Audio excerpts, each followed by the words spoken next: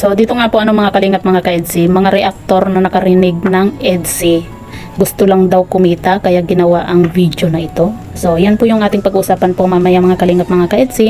Pero bago po natin ipagpatuloy ang video ito sa mga bago pa lang po sa ating munting channel, huwag po natin kalimutang suportahan ang ama ng Kalingap Kuya Val Santos Matubang at Kalingap Rob. At paunawa panoorin po muna ang full video bago mag-comment para malaman ang nilalaman nito. So dito nga po mga kalingap mga ka-EDSI, alam ko na marami na po ang nakapanood ng video nga po kung saan talagang marami ang nadismaya pero yun nga, sabi nga po ng iba, sa halip na maghingi ng pasensya or tawad ay mas sinasabi pa nila na mga bingi at kailangan ng cotton buds, yung mga nakarinig nga po ng sawa na sa EDSI.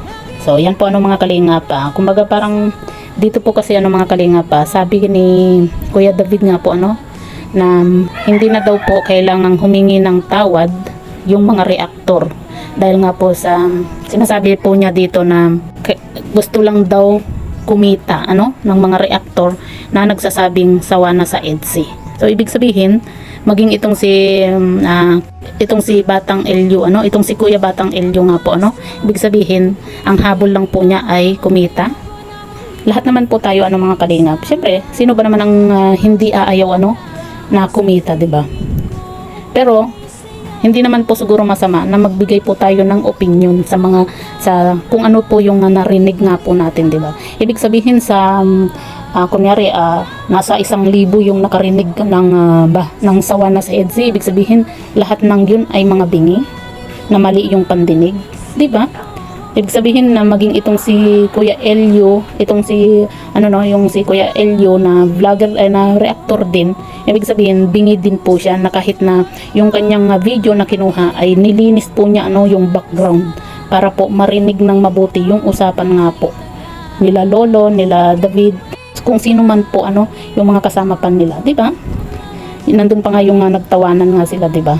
At tama naman po yung may nag-comment na paano daw magsawa sa LC kung wala naman pong LC itong si Kuya David, 'di ba? Kasi magsasawa ka lang naman po sa isang bagay kung meron ka nun. Kaya paano magsasawa itong si Kuya David sa LC na wala naman po siyang LC? Kaya tama naman din po yung comment ng yung isang nag-comment nga po, 'di ba? Patungkol nga po sa narinig din po niya. Ang sa atin lang naman po mga kalingap mga ka-EDSI, yung sinabi nga po ni Kuya David na hindi na daw po kailangang mag-sorry ang mga reactor. Dahil nga po ang gusto lang daw po ng mga reactor ay ang kumita. 'Di ba? Lahat naman po tayo mga kalingap ay gustong kumita.